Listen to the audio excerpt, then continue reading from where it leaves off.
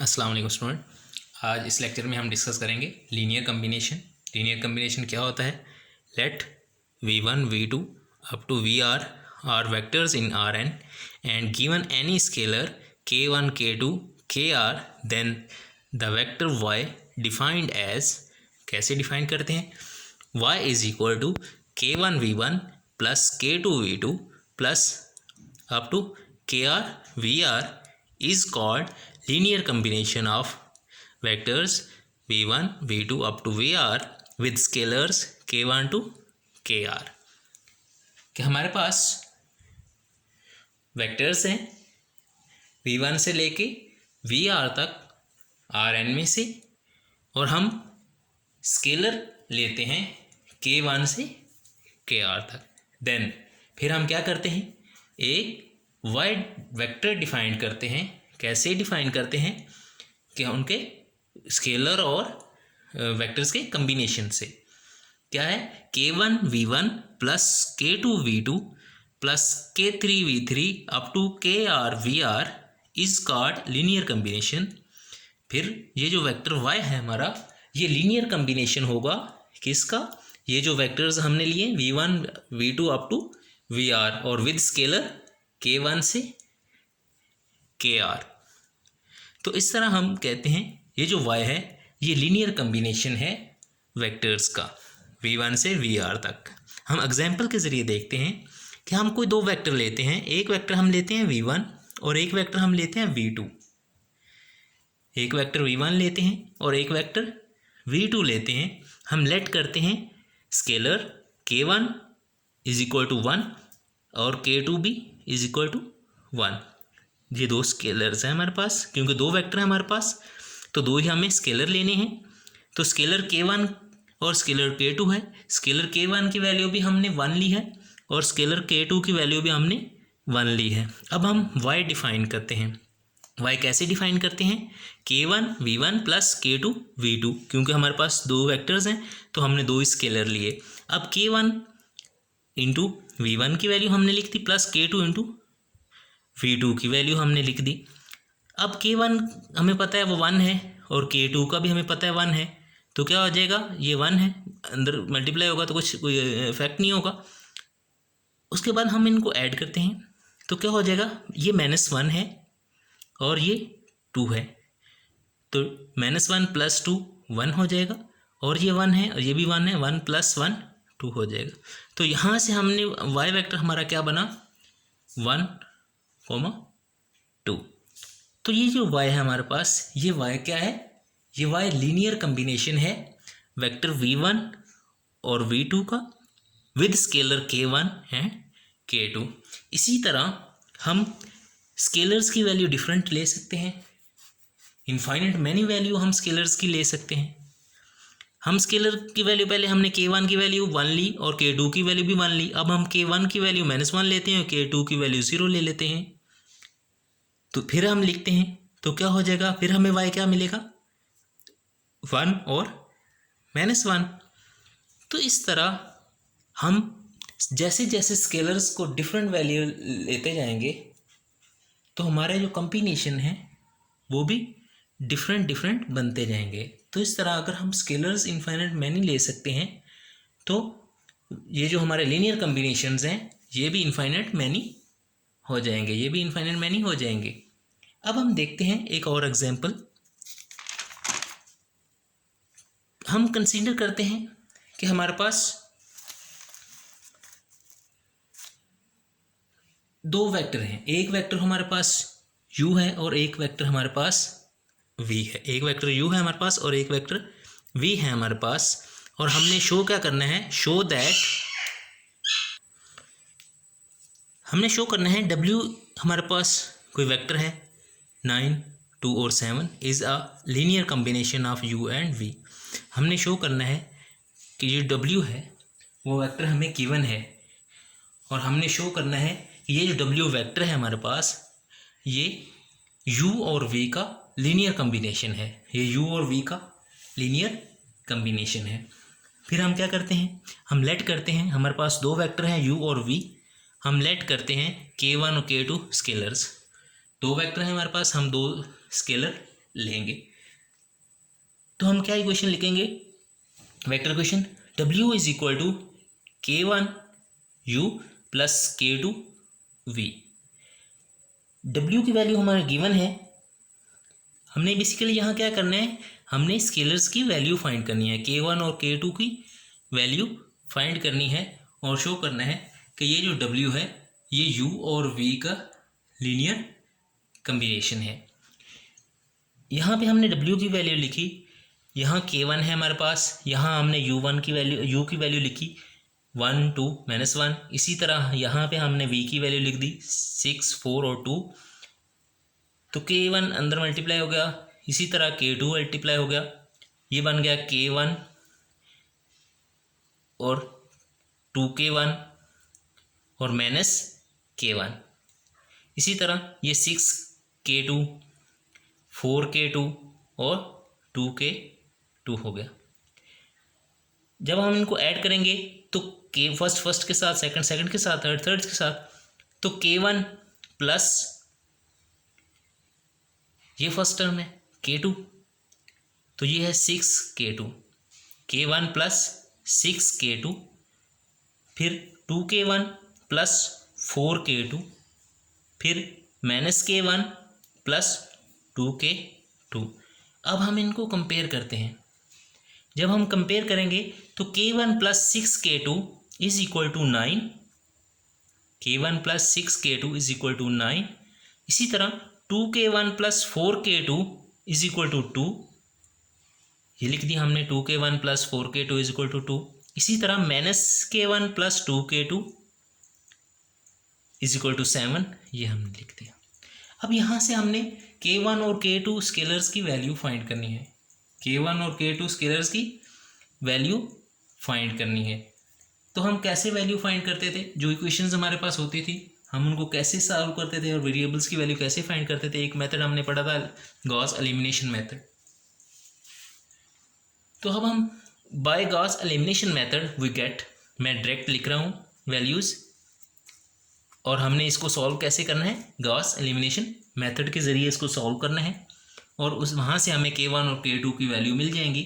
तो मैंने direct value लिखी है, K1 की वैल्यू -3 और K2 की वैल्यू 2 है। यहाँ से हमें स्केलर्स की वैल्यू मिल गई हैं। अब हम देखते हैं, ये कम्बिनेशन लिख के देखते हैं क्या W बनता है। अब K1 KU plus K2 K1 U plus K2 V।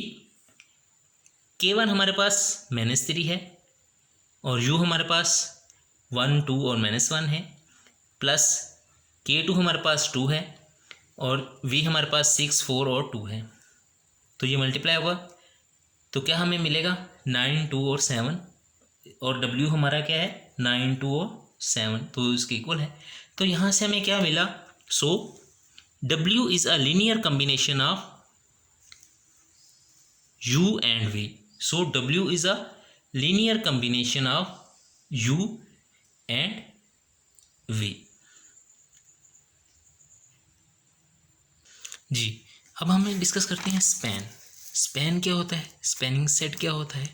एक ऐसा सेट होता है कि अगर हमारे पास कोई वेक्टर्स का सेट हमें गिवन है, कोई वेक्टर्स का सेट हमें गिवन है, तो उन वेक्टर्स के ऑल कम्बिनेशंस का अगर हम एक सेट बना लें तो उस सेट को हम कहते हैं span, span of set.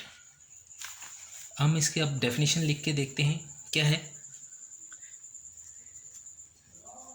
Span. Ji, definition,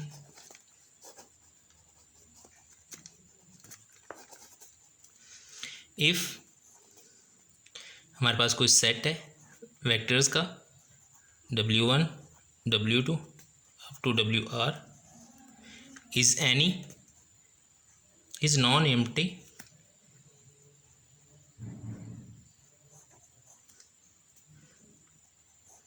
set of vectors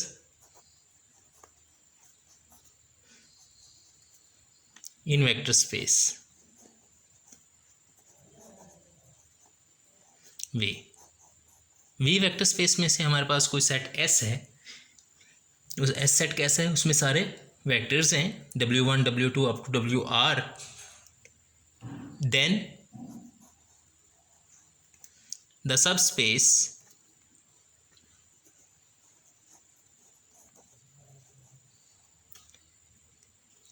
subspace W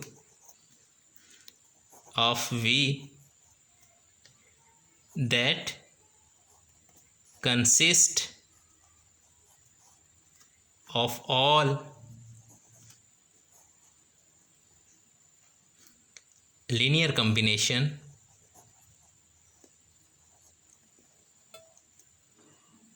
of the vectors in S।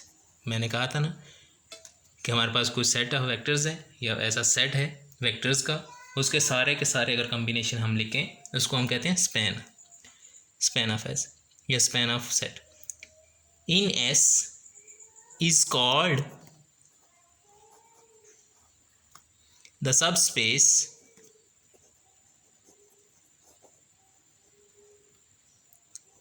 Of V generated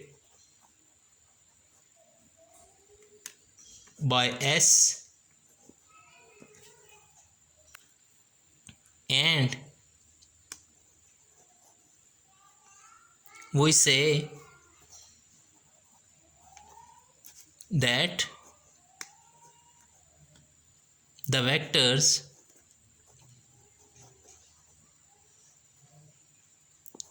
W1 W2 WR span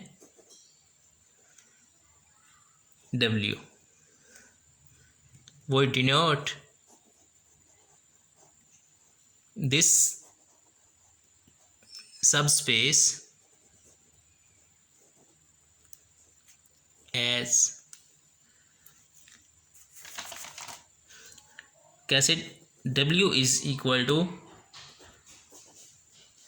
span W1 W2 up to WR, या हम इसको लिख सकते हैं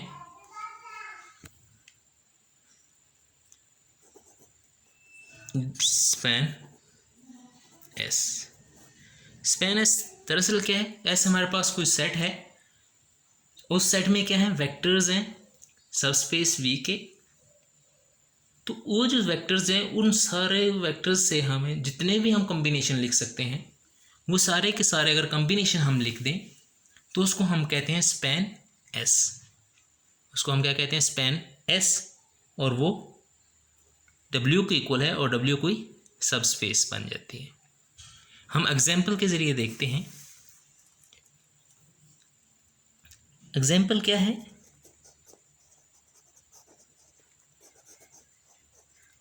कि हमारे पास कुछ सेट S है।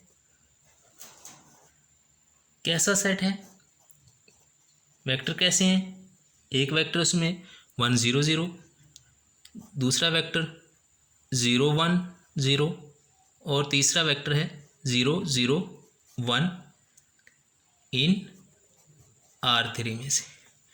R3 में से 3 वेक्टर है हमारे पास सेट S में।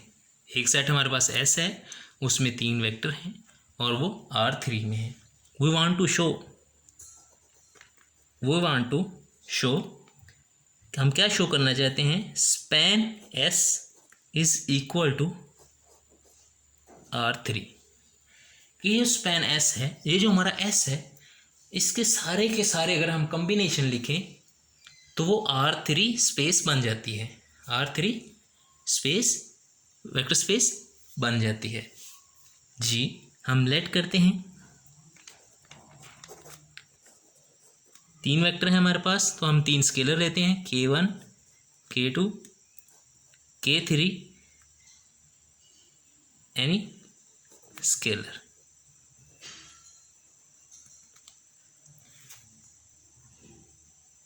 जी, और स्पैन S क्या होता है, और लीनियर कॉम्बिनेशन क्या हो जाएगा, K1 1 0 0 first vector plus K2 0 1 0 second vector, K3 0 0 1, ये हमारा थर्ड वेक्टर है क्योंकि हमारे सेट में सिर्फ 3 ही वेक्टर हैं। अब देखें ये क्या हो जाएगा, K1 0 0 plus 0, K2 0 plus 0 0 K3। जब हम इनको ऐड करेंगे तो आ जाएगा K1 K2 K3, K1 K2 और K3, और ये किस में है, R3 में से। ये हमारे पास तीनों के तीनों कांस्टेंट आ गए हैं, K1 K2 K3। तो हम इनकी जो भी मर्जी वैल्यू, डिफरेंट वैल्यू लेते जाएंगे तो हमारे पास क्या जनरेट हो जाएगा, R3 जनरेट हो जाएगा। क्या जनरेट हो जाएगा, R3। तो हम इसको क्या कहते हैं, hence span of S is equal to R3, क्योंकि ये जो हमारे पास सेट S है इसके सारे अगर हम लीनियर कॉम्बिनेशन लिखें तो हमारे पास एक स्पेस R3 बन जाती है, एक स्पेस R3 बन जाती है। Okay, thanks.